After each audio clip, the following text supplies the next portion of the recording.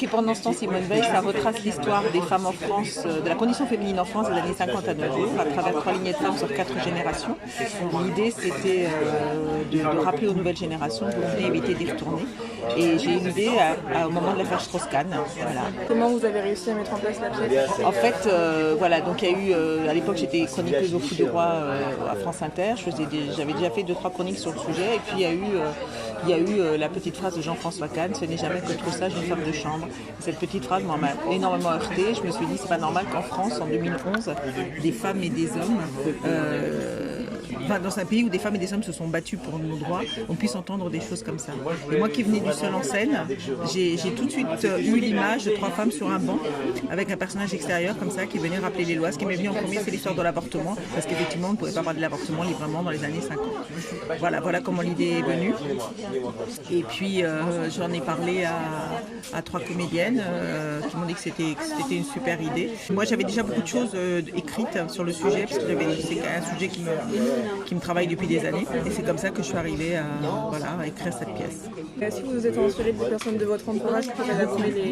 Beaucoup de femmes que j'ai croisées qui m'ont touchée, de documentaires. Par exemple, Marcel, le personnage que je joue moi, ce qui est 3 lignées, donc Marcel, France et Giovanna. Le personnage de Marcel, c'est une femme que j'ai rencontrée, c'est la mère d'un ami qui a réalisé un festival à Bagnoles de l'Orne. Et un jour, il me dit, ma mère, elle adorait les enfants, elle a toujours adoré les enfants. Lui, le dernier d'une famille de 8, elle adorait les enfants. Et il me dit, ma mère adorait avoir des enfants, ça. Donc il rentre dans la maison pour chercher le pastis. Sa femme sort, sa femme n'a pas suivi la discussion, et sa femme me dit, ma belle-mère me raconte que chaque fois qu'elle est tombée enceinte, elle allait voir sa voisine et disait, oh là là, encore un. Et ce truc m'avait marqué, comment on pouvait avoir un regard si différent sur une même personne. Voilà.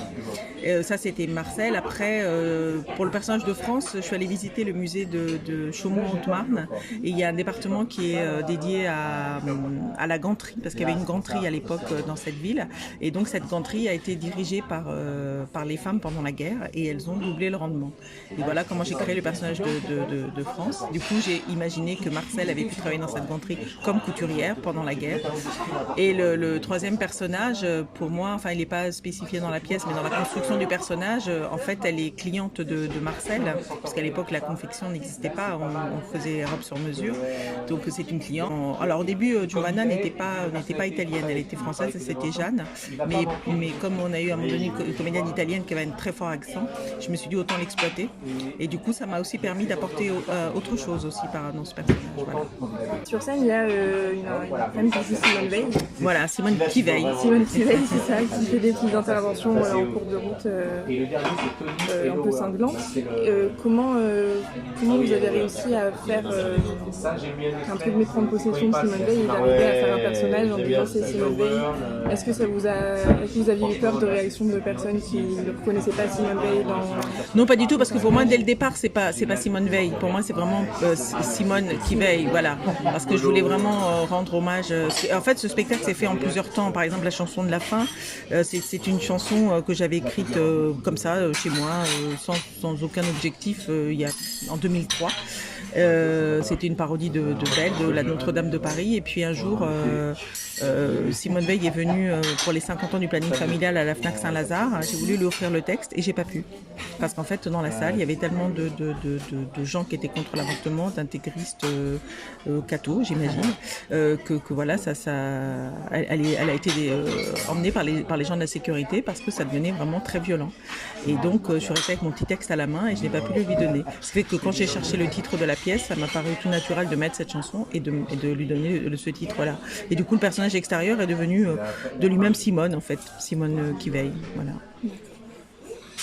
Moi, j'aimerais qu'on parle de votre dernier spectacle, Pour que tu t'aimes encore. Oui. Vous pouvez nous en parler un petit peu, nous expliquer. Oui, Pour que tu t'aimes encore, c'est un peu la suite de ma pensée, c'est-à-dire que pendant ce Simone Veil, ça s'arrête dans les années 2010, donc on parle de l'insémination, on ne parle pas encore de l'affaire MeToo, on ne parle pas encore de la violence et tout ça. Donc j'ai eu envie, il y a 3 choses qui me tiennent à cœur depuis longtemps, c'est l'histoire des modèles, parce que je trouve que notre génération, votre génération, génération manque un peu de modèles forts, et c'est pas qu'elle n'existe pas, c'est que c'est pas celle-là qu'on montre.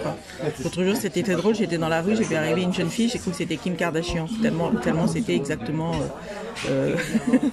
le clone, quoi. Et nous, c'est vrai que qu'on a eu la chance j'en cite quelques-unes dans les 343 salopes, on a quand même eu la chance d'avoir des Françoise Giroud, des Simone Veil, des Catherine Deneuve, des Bernadette Lafont, des Duras, des Beauvoir, qui étaient, c'était quand même des figures fortes auxquelles on avait envie de s'identifier.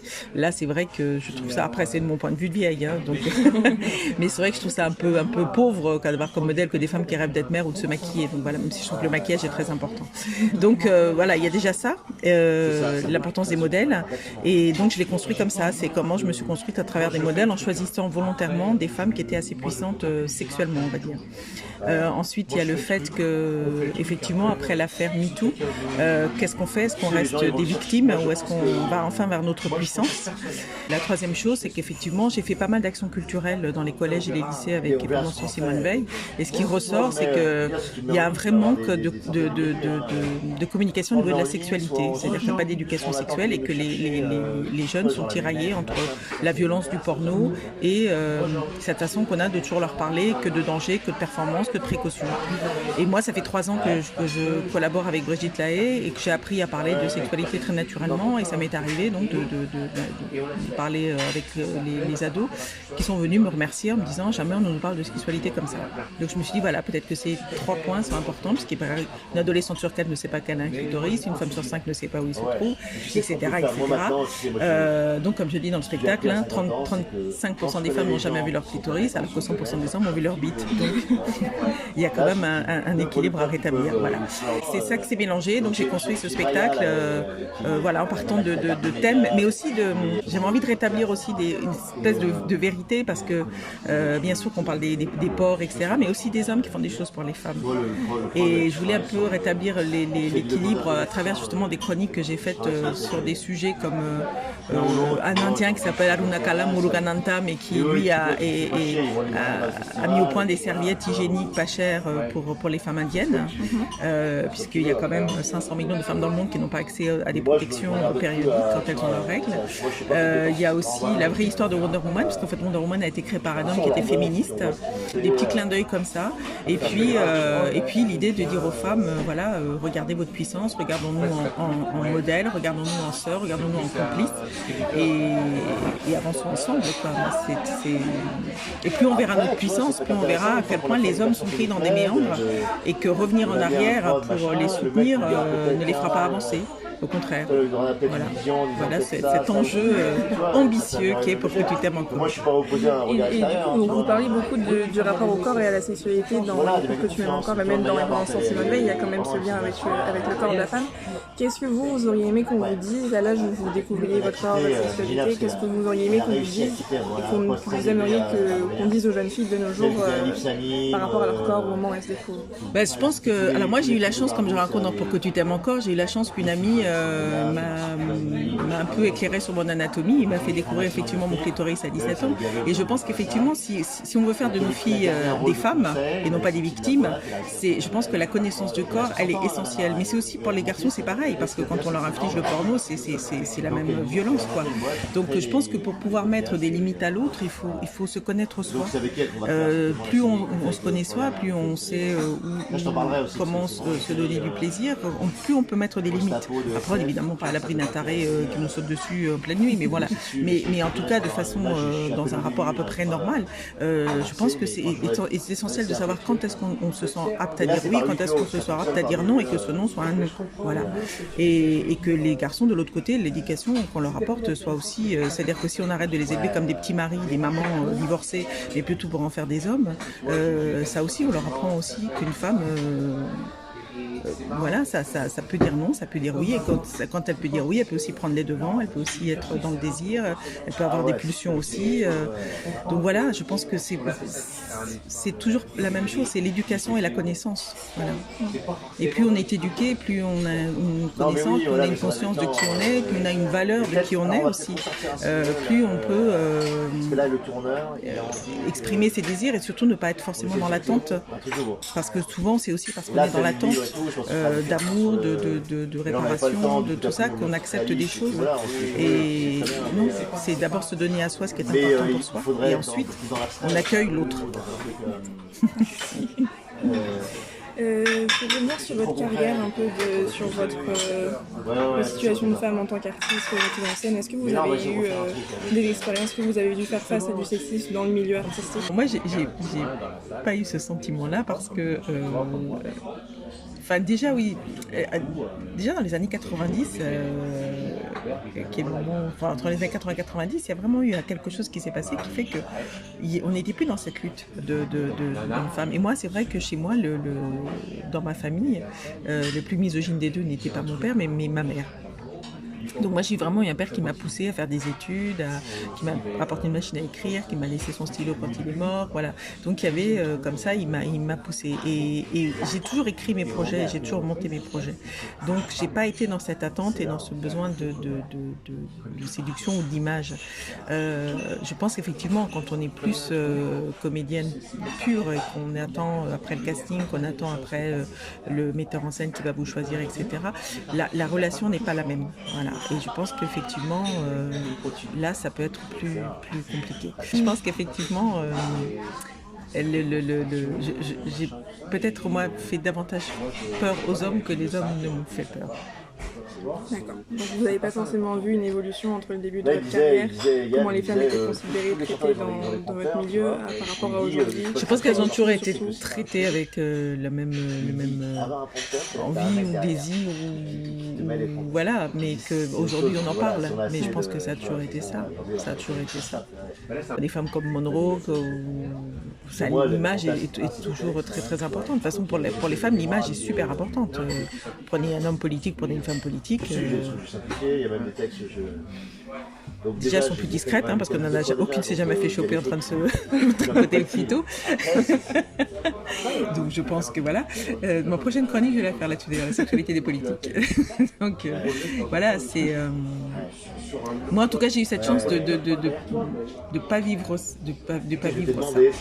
Pour faire et pour que tu t'aimes encore, non pas que tu m'aimes encore, vous vous êtes inspiré de beaucoup de femmes. Est-ce qu'il y a des femmes qui vous ont plus inspiré que d'autres, des modèles qui vous ont plus marqué Oui. Ce que je me disais, c'est effectivement, comme j'ai eu une mère plutôt défaillante en tant que modèle, parce que très vite, je me suis dit... pas lui ressembler. J'allais chercher des modèles à l'extérieur et j'ai toujours été fascinée par des femmes qui sont à la fois qui dégagent à la fois l'intelligence, la puissance, la beauté, la sensualité. Donc dans les modèles que j'ai choisis, déjà il y a toutes ces femmes autrices, puisque aujourd'hui on peut redire autrices, que ce soit Beauvoir, que ce soit Sagan, que ce soit Duras. Je vous montrais tout à l'heure Marie Cardinal qui est dans un petit coin là. Les mots pour le dire, et puis aussi évidemment Simone Veil, et dans les modèles que j'ai choisis, il y a Françoise d'Orléac, et la dernière, c'est dans les comédiennes, c'est Monica Bellucci.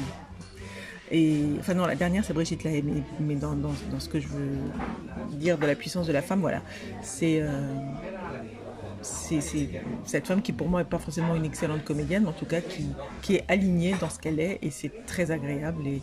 Et voilà, comme je dis, c'est la plus belle bombe qu'on puisse envoyer. D'accord.